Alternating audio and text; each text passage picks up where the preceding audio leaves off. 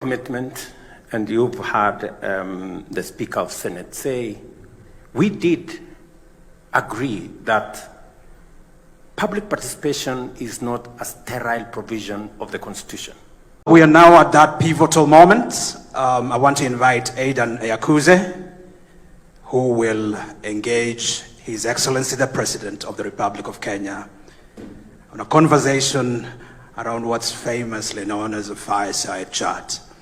While the stage is being set, Your Excellency, I want to acknowledge the representative of the National Assembly in the person of Honorable Beatrice Elachi. I also, Your Excellency, want to humbly recognize the representative of our judiciary in the person of Justice Sergon. Thank you very much. I thank you. It's my pleasure now to invite Aidan Eyakuze. Aidan is a board member of the Open Government Partnership International Board, and he's also a very distinguished actor within civil society. Welcome, Aidan. Thank you. Thank you. Thank you. I think I'm mic'd up. Mr. President, would you like to come on the stage with me? It's good to meet you. I bring greetings from Tanzania. Thank you very much. Welcome to Kenya. Thank you. Please. Wow. Good morning. This is a real honor. I started my professional career in this country, so it's great to be back. We've heard some fantastic presentations about the National Action Plan number 5, 9 great commitments. What they didn't tell you, my friends Caroline and Mushiri, is this is really hard work. And Dr. Korir knows how hard this work is to transform the relationship between governments and citizens. So my first question to you is to understand personally your vision for open government in Kenya.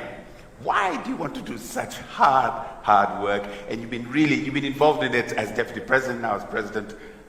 Why? What's in it for you? What's in it for Kenya? Thank you very much, Aidan. Everybody else made a statement. I don't know why I'm the only one answering questions. Because this is open government. No prepared statements. Well, let me just, maybe by way of contextualizing why we are here, is that, as you have heard, the Open Government Partnership Framework was conceptualized in 2011. Kenya became a member in 2012.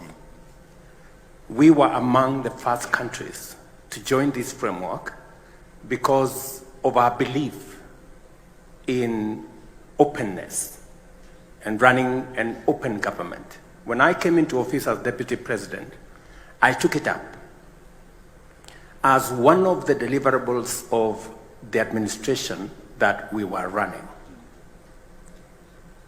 When you ask me the question, what is in it for us now? If you look at the bottom-up economic transformation agenda, it is about inclusivity. It is about people who traditionally have not been in the equation. And that is why we're saying the millions at the bottom of the pyramid, who sometimes, or most times, are left behind, must this time round be in the frame, be in the equation.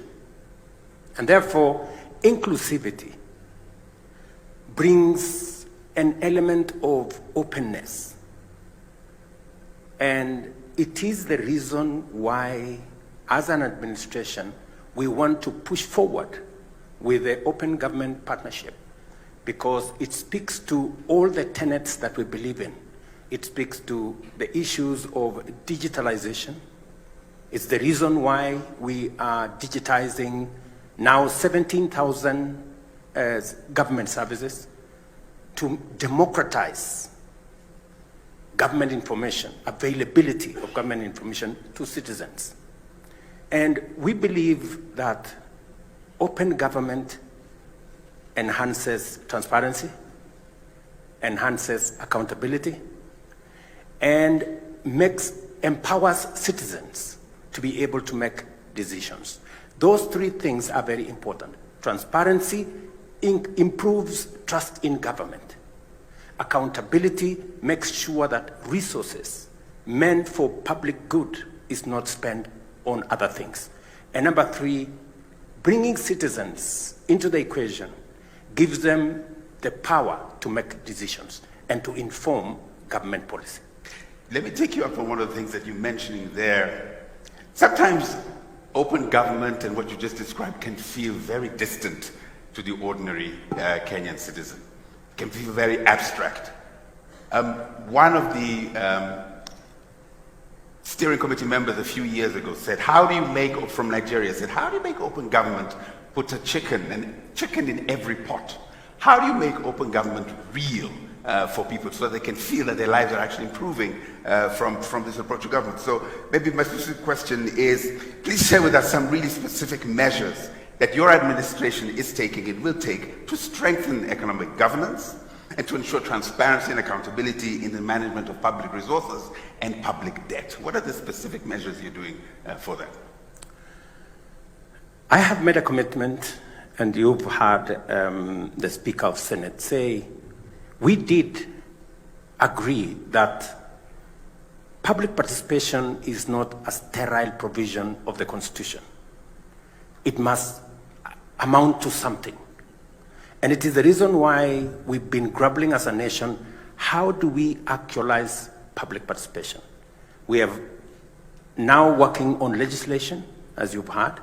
In a couple of months, we should now have a framework that contextualizes, creates a framework for citizens to meaningfully participate in enacting policy, enacting legislation, and every act of government that requires the public to participate in. That is number one. Number two, we have now work at the Attorney General's office, and I want to ask the civil society who are present here to work with the Attorney General as we improve three pieces of legislation. Number one, improve legislation on Evidence Act so that we can deal with matters corruption in the shortest time possible.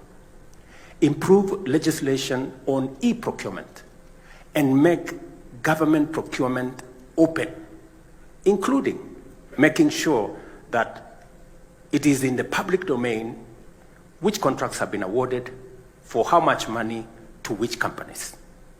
And so that the public can judge for themselves whether they are getting value for money or they are being taken for a ride. I have made that commitment. The work is in the Attorney General's office.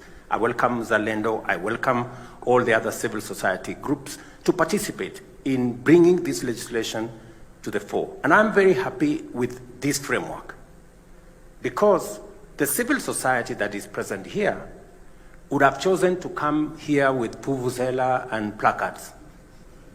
But they have chosen... Sometimes they might still have to do that.